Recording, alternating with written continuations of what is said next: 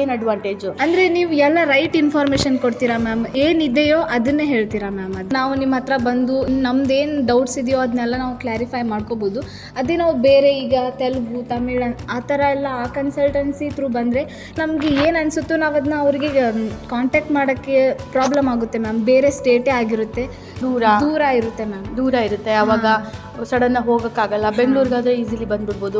ಹಾಗೆ ನಮ್ಮ ಆಫೀಸು ಹುಬ್ಳಿ ಮತ್ತು ಧಾರವಾಡಲ್ಲಿ ಕೂಡ ಇದೆ, ನೀವು ಅಲ್ಲೂ ಹೋಗಿ ಕಾಂಟ್ಯಾಕ್ಟ್ ಮಾಡ್ಬೋದು ಆ ಭಾಗದ ವಿದ್ಯಾರ್ಥಿಗಳು. ತುಂಬ ಜನಕ್ಕೆ ಕರ್ನಾಟಕದಲ್ಲಿ ಇರೋರಿಗೆ MBBS ಮಾಡಬೇಕಂತ ತುಂಬ ಆಸೆ ಇರುತ್ತೆ ಮ್ಯಾಮ್. ಆದರೆ ಬೇರೆ ಕಂಟ್ರಿ ಇರೋದ್ರಿಂದ ಭಯ ಇರುತ್ತೆ ಪೇರೆಂಟ್ಸ್ಗೆ.